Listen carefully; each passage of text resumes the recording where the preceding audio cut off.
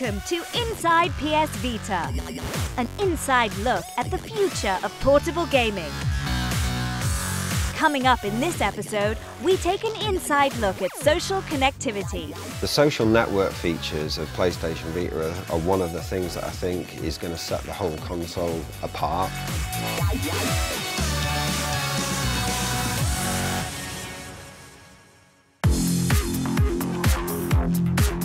I think the social and connected features of Vita are some of the really exciting new things to do with the console. It's now a socially connected device, so it's not just you at home playing, it's not just you and your friends playing, it's now you and the whole world playing. You can be part of a global community. It's like the device is constantly keeping you in touch with people. Anything and everything to do with the game lives on the live area page. And if you're into that game, that's the first place to go to see what's latest and coolest about your game. Whether it's to see messages from other players, go to the shop to look at downloadable content, look at a trailer for something new that's coming up. It's the whole world of your game in one screen. Live area is an interface for the developers to interact with the players of our games. So we can send you messages as you play, we can send you messages, announcements about new features, and it gives us a direct kind of connection to you. Even before you've actually got into the game, it's connecting you with your friends and connecting your experiences, which I think, is really inbuilt into what PlayStation Vita is and makes it a very, very powerful device. One of the cool things about it also gives you activity streams, so it tells you what your friends are doing on that particular game, what trophies they've unlocked, see who set fastest laps, see where you are compared to your friends. In Hustle Kings, for example, we have the game manual there, and there's also rules for all the different type of pool games. There'll be links to the forums where you can find out the latest information. One of the coolest things about PlayStation Near is it allows people to meet new game friends and then start to play with them too. So Near is about bringing the global community of gamers together. So you can meet all the friends in your street, you can meet all the friends in your town or abroad, and it allows you to see who's playing what, where. You could be walking down the street one day and 10 people could all be playing this game that you've never heard of. That could introduce you to new content. Inside Wipeout, we have the idea of a near challenge. So maybe you set a fastest lap at home. That could become your near challenge. You could drop that challenge somewhere in a location. Somebody walks past it, picks it up. They then get that challenge on their PlayStation Vita so they can load it up and play the same ship that you've got on the same track. Try and beat your ghost data as well, because that will be included in the challenge. And if they beat that, then it messages you as well. So it's just a great feature really to use location as well as all the socially connected features, which is just brilliant. In terms of gameplay ideas and innovation, it's Near is absolutely, it's like Pandora's box, and I just can't wait to use that. PlayStation Party on Vita is a really cool way for players to get together and interact whilst they're playing the game.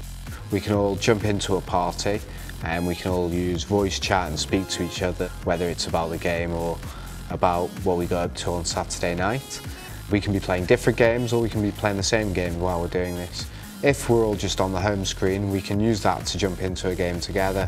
For example, in Hustle Kings, you could have a party going on and then decide you want a multiplayer game of 8-ball. Bang, you'd all jump in and off you go. Great feature. I think it's first for any mobile gaming platform. I think it's a really good way of linking your friends together across the social network, which is really what PlayStation Vita is all about. So 3G on PlayStation Vita is actually one of the really cool things about it.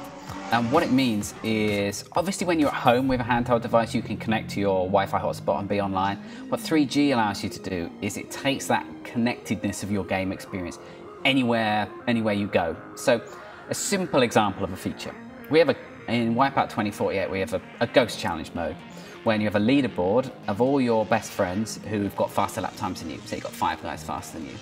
Let's say you beat the guy at the bottom of that ladder and the game automatically downloads the next fastest ghost for you.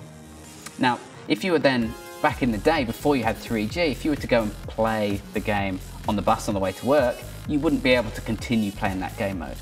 Whereas with 3G now, you can still keep playing. If you beat number 3 on the list, the 3G connection will download the number 2 ghost and ping a message to the number 3 guy you've already beaten. So whilst you're away from a Wi-Fi hotspot with 3G, you can still be competing and messaging your friends who own PlayStation Vitas and PS3s as well. It's a totally new way that people are going to be able to continue playing their games that we haven't been able to do before. We can now integrate your gaming with your social platform. It's now part of our life, these social platforms, these social networks. So why shouldn't gaming be part of it? And this is our way of moulding it all together. The games we're developing now are sort of really just touching the surface of what it's going to be capable of. And I think that's what makes it a very special platform. But being connected to the network raises PlayStation Vita above a regular handheld console into the new world of connected consoles.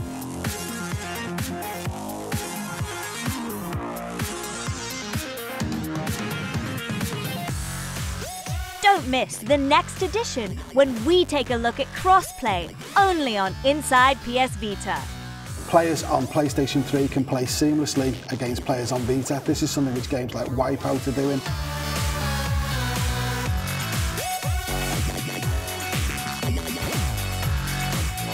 Thanks for watching. See you next time.